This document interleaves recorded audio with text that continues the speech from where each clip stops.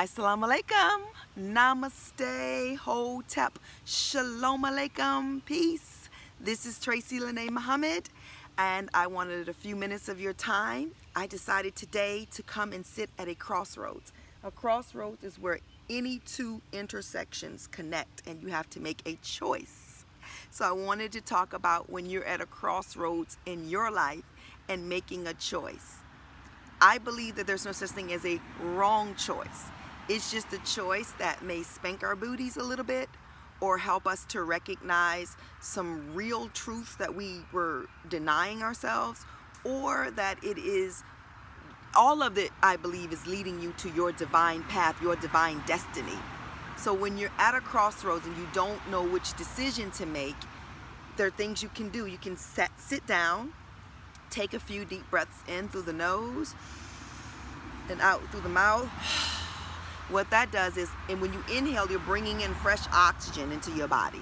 When you exhale, you're letting go of stale stuff that may have you respond out of fear.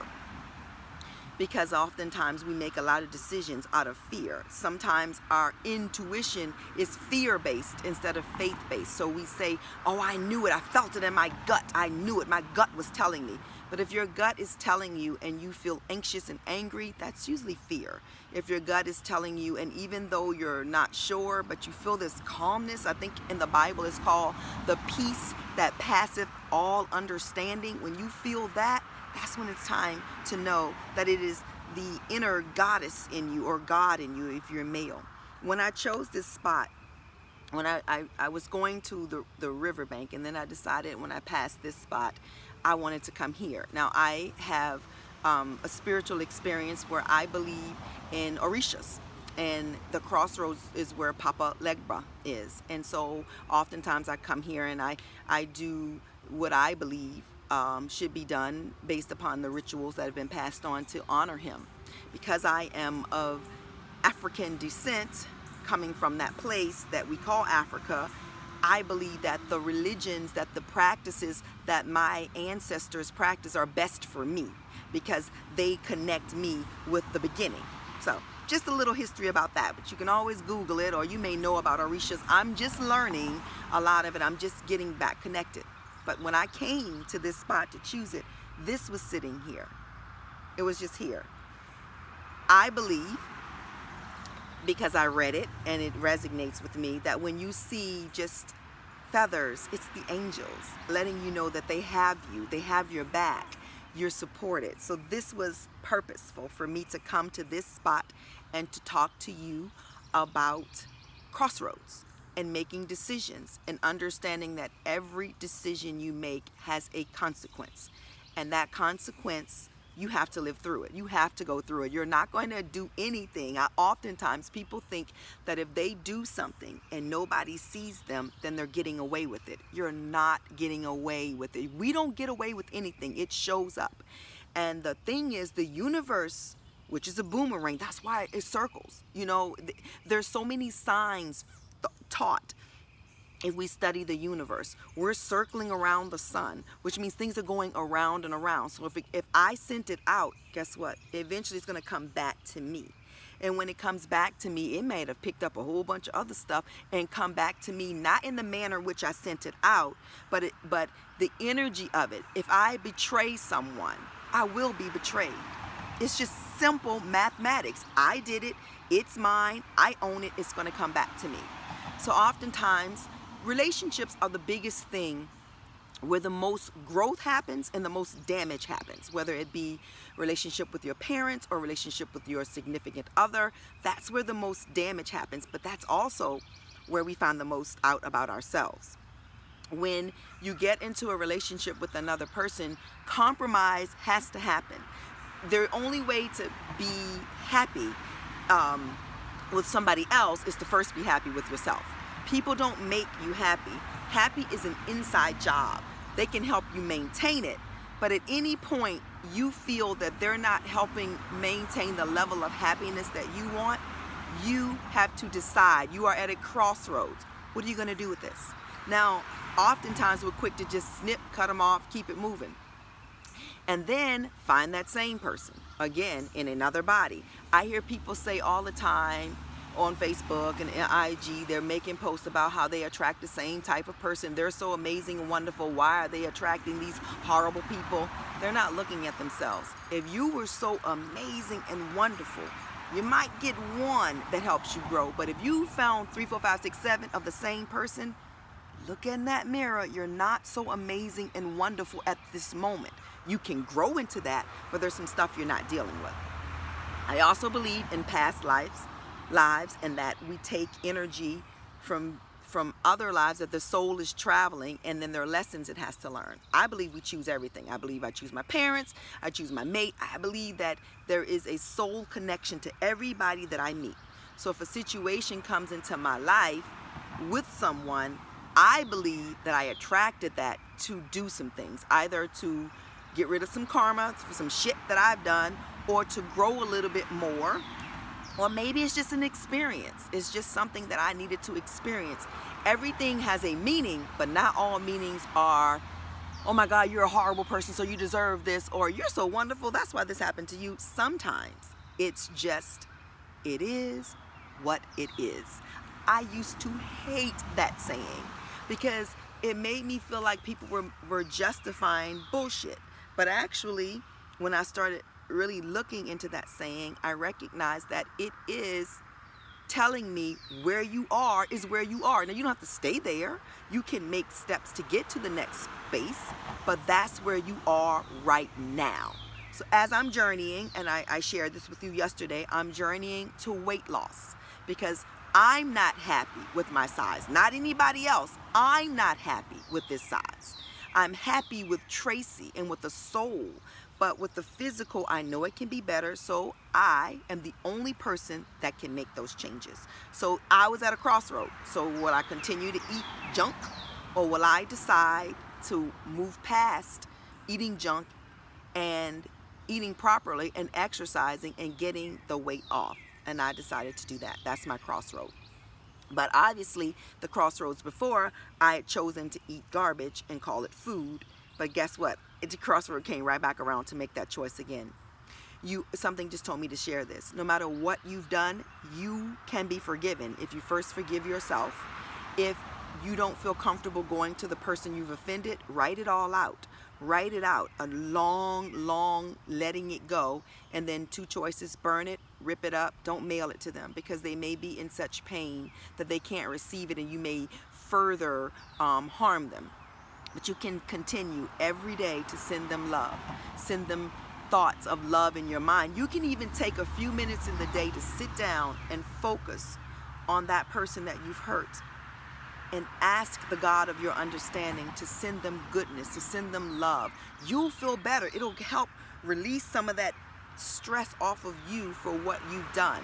Understanding that we all do stuff, and we do it deliberately based upon the damage that we have. But I believe that that person also attracted it to them, so they have some responsibility in it as well, and they attracted it to you. You ever met somebody that it seemed like things are always just going wrong for them, and then you have a conversation, they say that, and then you get a chance to know them, and you see the pieces where they're not putting it all together, and you go, oh, I see why this happened to you.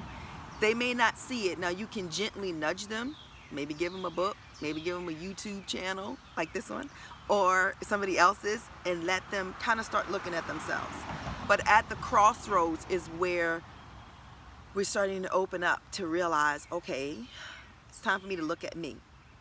I find you know you're at a crossroads when everything you touch doesn't turn to gold, it turns to shit. You know that it's time to make a decision. When every time you're doing something, it just seems to you just put all of this work in it, and then blah. That's a crossroads. Oh, look at that beautiful red bird. That's a crossroads. I once heard a pastor that I have so much respect for, Reverend Willie Wilson at Union Temple Baptist Church in Washington, D.C., that I was a member in the early 90s, was talking about how everybody loves cake, but not everybody likes the individual ingredients of cake by themselves. Like, you like cake, but if I just handed you some vanilla extract, you'd be like, that's bitter, I don't want that. If I gave you a raw egg, you're like, I'm not eating that. If I just gave you some flour by itself, or butter by itself, or any of the ingredients to cake by themselves, you wouldn't want them. But if I had a bowl, the bowl representing you, and I poured all of those ingredients in there. Now, if I just pour them all in and just leave it, I can't make a cake. I have to stir it. There has to be some agitation, some movement. That stirring is the stuff that's going on in your life, that day-to-day stuff that you might not like so much, but it's meshing all of those ingredients together. When all of those ingredients are meshed together, it's still not cake. You got sugar. Everybody loves sugar. And by itself, though, you don't just take I hope you don't just take spoons of sugar and put it in your mouth. But when that sugar goes in, when all of those ingredients for that cake goes in, and then you start to stir it and agitate it and get it to mesh all together, now it's just liquid. It's not quite cake yet. You have the makings of a cake. That's where I am in my life. I'm doing everything that I know how to do. I'm selling Arbonne. I'm a partner with Arbonne. I'm a yoga teacher. I design clothes. I make t-shirts.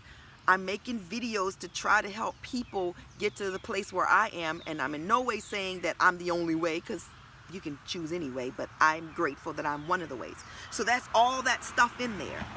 Now, you got to open the oven and put it in some heat. That fire, it has to have the fire, and you got to shut it.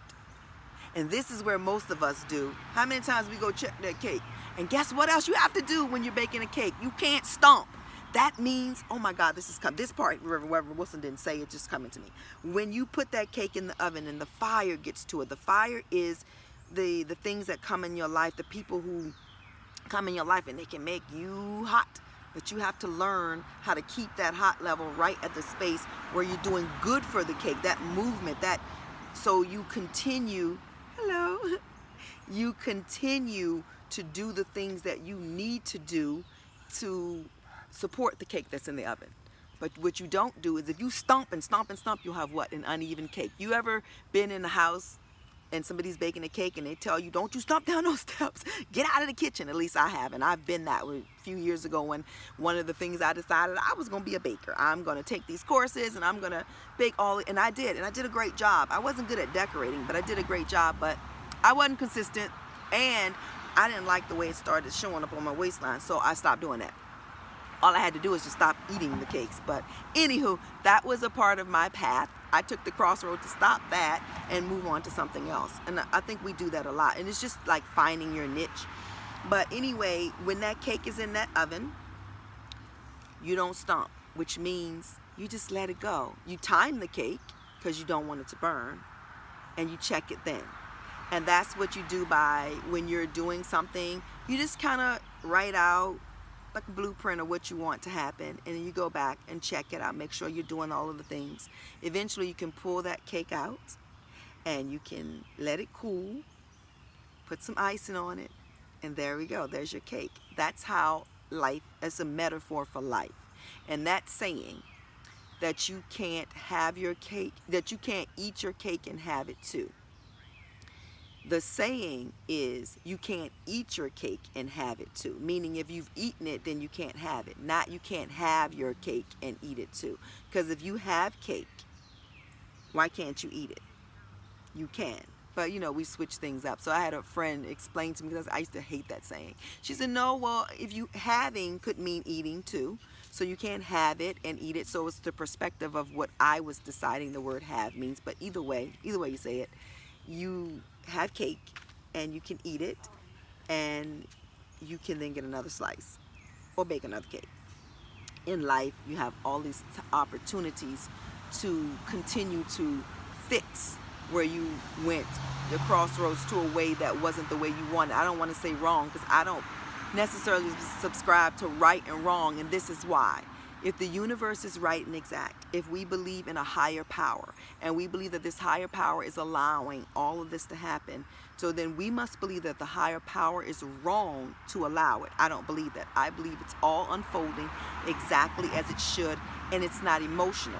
Nor do I believe we're being punished for not, whatever the different things religion says you're being punished for. I don't subscribe to that. I'm not saying you shouldn't. I'm saying for me, I don't believe I'm being punished outside of myself. I believe my soul is on a journey, and I make choices sometimes that aren't the best for that journey, but I'll get back to it again after I go through all of the things I have to go through for that choice.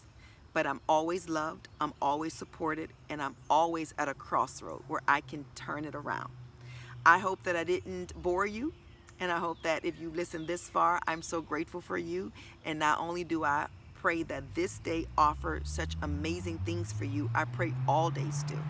I pray that you find love, joy, peace, and happiness within yourself, and that you take that love, joy, peace, and happiness that is in yourself and allow the world to experience it. Because when we do that, happy world, happy people, happy world. Thank you so much for your time. It's time for me to go and teach a children's yoga class, which I love. If you're interested in a private session with me, yoga, and you live in the area that I live in, please reach out to me. If you have my number, you can text me. You can put a comment in here, or you can send me a direct message from IG or Messenger. And I would love to talk to you about providing that service for you or for your group. If you are looking to change your lifestyle and you need a little help, I sell Arbonne, and I am a partner with Arbonne, and we have amazing health products as well as makeup and lipstick and eyeshadow, all these amazing things that are vegan, eco-friendly, and worth your money. Thank you. And if you want some clothes, check out your girl. And if you want, I'm Gemini Nation, established 1968. You may be another nation, Scorpio Nation. If you're interested, I would love to do this for you as well. Thank you, thank you, thank you. Assalamu alaikum, namaste, hotep, shalom alaikum, this big old loud truck. Peace out to Brooklyn and everywhere else.